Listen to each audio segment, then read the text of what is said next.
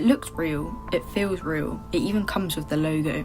But that designer hoodie on Depop or that vintage jacket on TikTok, there's a growing chance it's completely fake.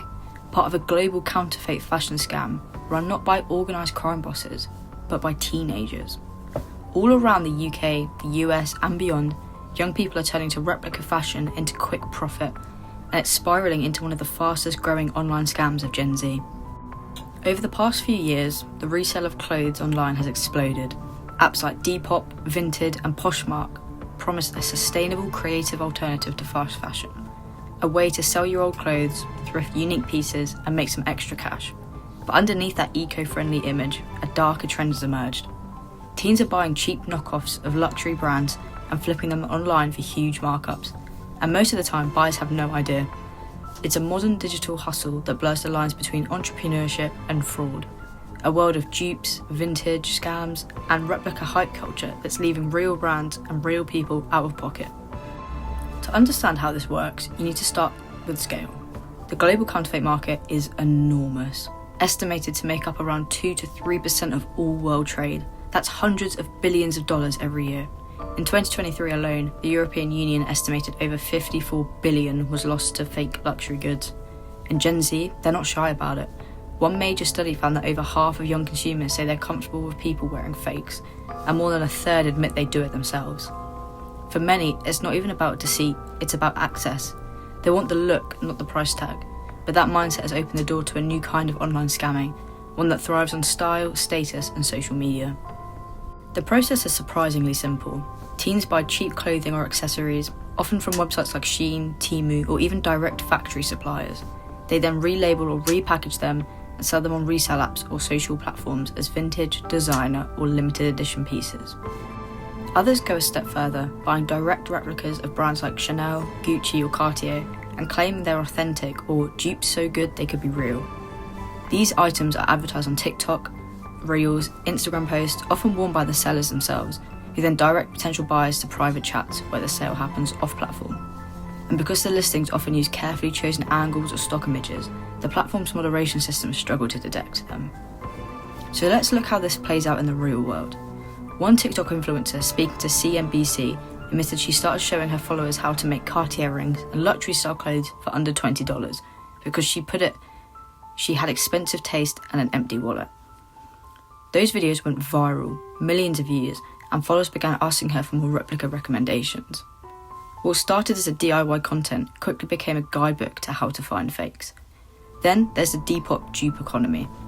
Across the UK and US, sellers have been caught removing tags from cheap fast fashion branded items and listing them as vintage or branded. In one viral example, a $5 Shein shirt was resold on Depop for $24. Another seller managed to flip a pair of Forever 21 shorts, originally worth a few dollars, for $298 simply by calling them vintage rare. In the UK, one of the first major prosecutions came in 2022. Jack Allen, a 20-year-old from London, sold counterfeit designer clothes on Instagram under names like The Masked Gang Man. He made over $14,000 selling fakes to more than 20,000 followers. He was caught after a luxury brand flagged his account and later pleaded guilty to trademark offences. He avoided prison, but not a criminal record.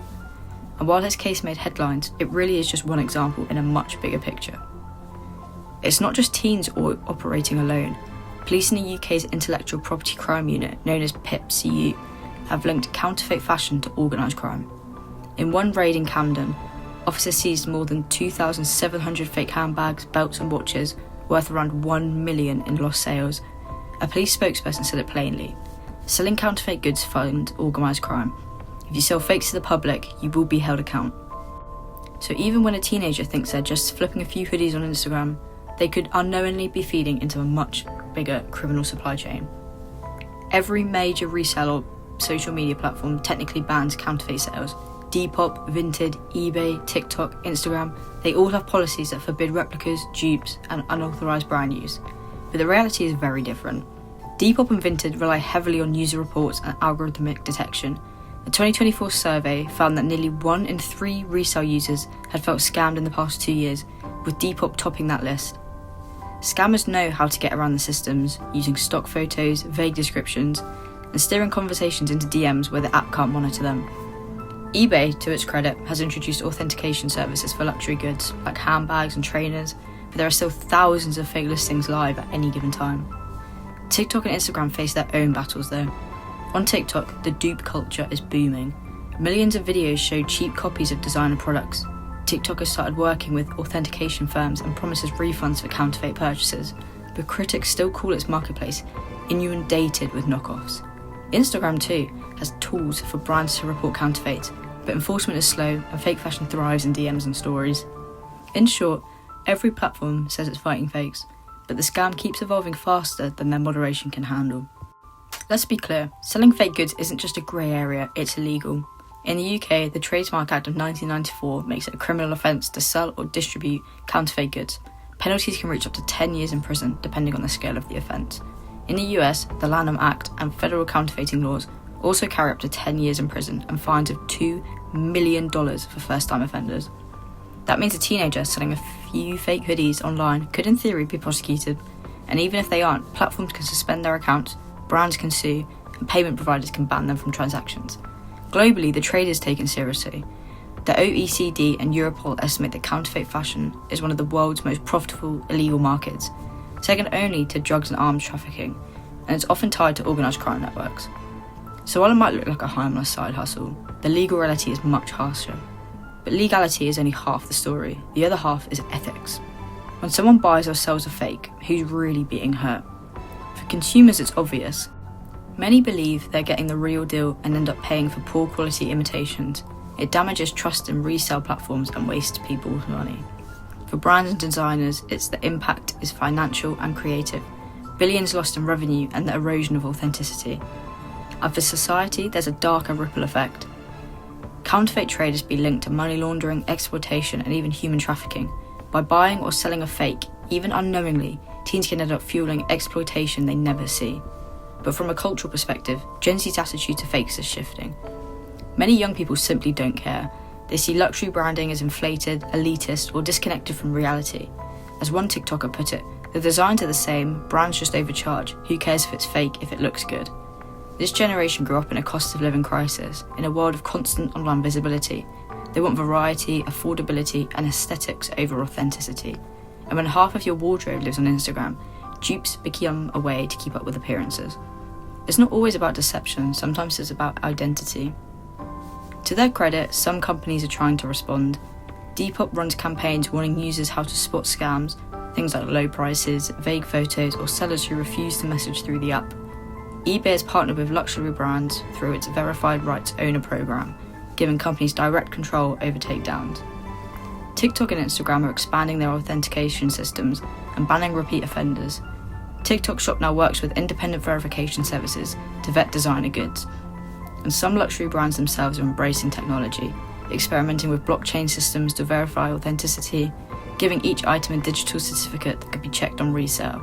But even with all of this, the counterfeit ecosystem keeps adapting. For every fake listing taken down, 10 more seem to appear. So why are so many young people drawn to this world? Part of it's financial. Reselling is one of the few easy ways for teens to make quick money online. Buy a hoodie for £10, sell it for $50, and you made more than a part-time shift. Part of it is social status. Wearing designer logos, even fake ones, still carries weight. It's about belonging, being part of a culture that prizes aesthetics, even if they're built on illusion. And part of it is ignorance or indifference. Many genuinely don't realise it's illegal. Others think the big brands deserve it for charging so much. As one researcher put it, Gen Z doesn't see authenticity as owning luxury, they see it as being honest about not owning it. That's the paradox of this trend. The fakes are fake, but the attitude is real. The fake fashion scam isn't about clothes, it's about culture. It's about what happens when status, technology, and social pressure collide. A decade ago, counterfeiting was something that happened in back alley markets. Today, it's on your phone, your feed, your For You page, dressed up as entrepreneurship, thriftiness, or even creativity. And it's being driven by a generation that's both the most brand aware and the most skeptical of brands in history. For some, it's just an online side hustle, for others, it's a criminal enterprise. But for all of us, it's a reflection of a world where looking real has started to matter more than being real. Thank you for watching to the end. If you enjoyed this video, please like and subscribe and comment any other topics that you want me to cover. Thank you for watching and stay safe online.